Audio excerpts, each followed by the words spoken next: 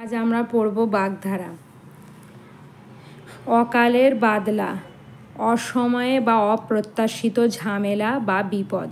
জলবন্দী মানুষের কাছে অকালের বাদলা হয়ে দেখা দিল এক সংক্রামক জ্বর। আক্কেল গুরুম, স্তম্ভিত ভাব বা হতবুদ্ধি অবস্থা। ফুটবল প্রতিযোগিতার প্রথম পর্বে গতবারের বিজয়ী দলের পরাজয়ে সমর্থকদের আক্কেল গুরুম। উচ্ছন্নে যাওয়া, অধপাতে যাওয়া বা চরিত্রের অবনতি হওয়া। এর অর্থ, বাক্য রচনাটি হলো, বাবা মায়ের সঙ্গে জোর গলায় তর্ক করা দেখে বোঝা গেল দিনে দিনে ছেলেটা উচ্ছন্নে যাচ্ছে।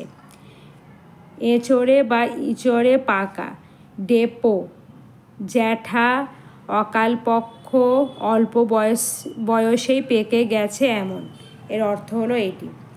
বাক্য রচনাটি হলো, এঁচড়ে পাকারা বড় বড় কথা বলে কিন্তু কাজের বেলায় তাদের নির্বুদ্ধিতা প্রমাণিত হয়। একাই 100 অর্থ, একাই সমস্ত প্রতিকূল অবস্থা সামলাতে পারে এমন। বন্যার্তদের উদ্ধারে তরুণ ছাত্রটি একাই 100, এক এক করে পিঠে নিয়ে বহু মানুষকে সে ডাঙায় তুলেছে। ওজন বুঝে চলা, মর্যাদা ও গুরুত্ব বুঝে চলা।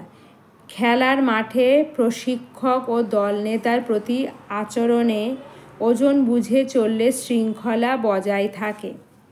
কড়াই গণ্ডায় অর্থ হলো সূক্ষ্ম হিসাব মতো, হিসাবে কিছুই বাদ না দিয়ে।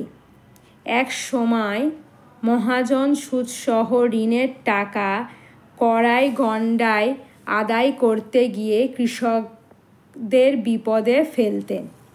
কূপমণ্ডূক, কুনো বা সংকীর্ণ চেতা লোক। মানুষ চেনার ক্ষমতা না থাকায় কূপমণ্ডূকেরা সম্পদ থেকে মানুষের উচ্চ নীচ বিচার করেন। Thanks for watching. Please like, subscribe and share.